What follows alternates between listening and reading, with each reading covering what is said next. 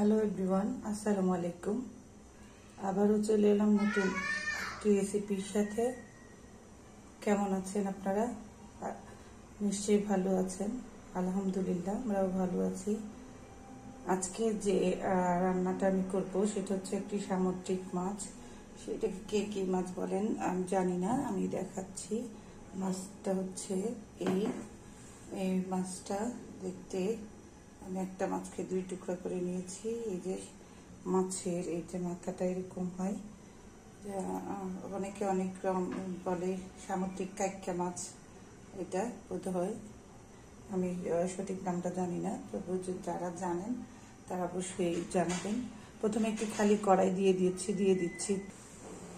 মাছটা রান্না করার জন্য আমি এখানে ধনিয়া পাতা নিয়েছি, টমেটো কুচি করে কেটে নিয়েছি, আর নিয়েছি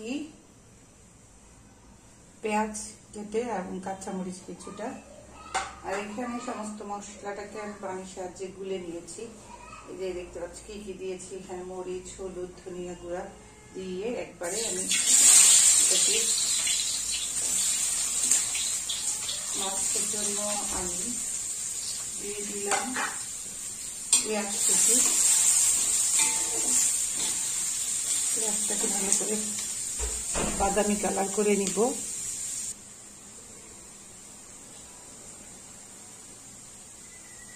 পেঁয়াজটা প্রায় লাল লাল হয়ে গেছে, দেখতে পাচ্ছেন। এখন আমি দিয়ে দিচ্ছি 1 চামচের মতো আদা এবং রসুন একসাথে বাটা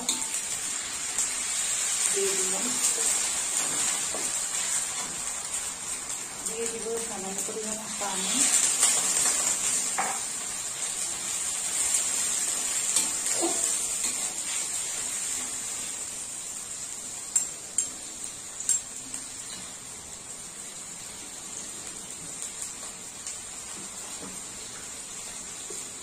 আর দিব আন্দাজ মতো লবণ।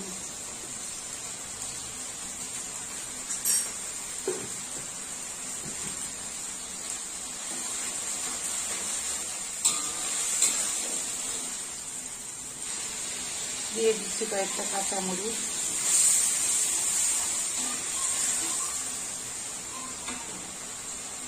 এখন আমি দিয়ে দিব এই গুলানো মশলাটাকে। এটা হচ্ছে এখানে আছে মরিচ, হলুদ, ধনিয়া একসাথে দিয়ে আমি পানিতে গুলিয়ে নিয়েছি।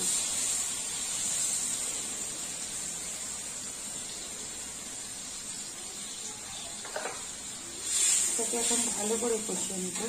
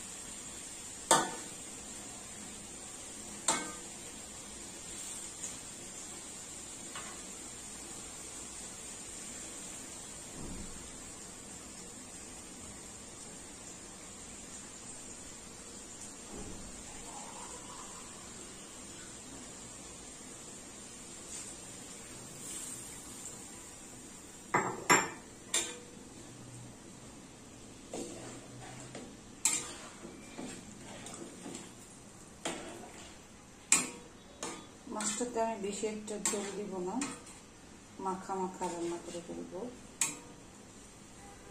ঝোলটা শুকিয়ে আসলেই আমি নামিয়ে ফেলবো।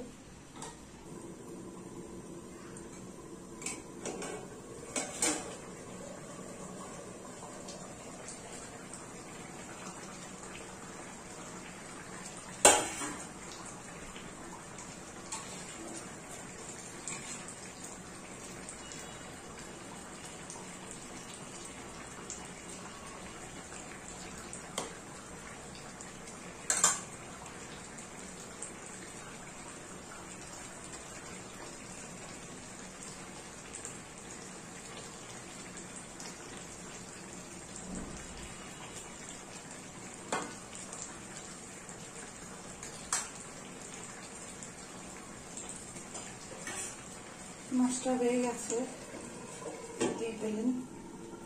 এখন আমি মাছটা নামিয়ে দিব, আর আরেকটা কড়াইতে আমি এই বেগুনগুলো ভেজে ফেলবো। এই তো আজকে রান্না আমার এখানেই শেষ। আমি আবারও দেখা হবে আপনাদের সাথে নতুন কোনো রেসিপি নিয়ে। সে পর্যন্ত সবাই ভালো থাকেন, সুন্দর থাকেন, সুস্থ থাকেন। আল্লাহ হাফিজ। আসসালামু আলাইকুম।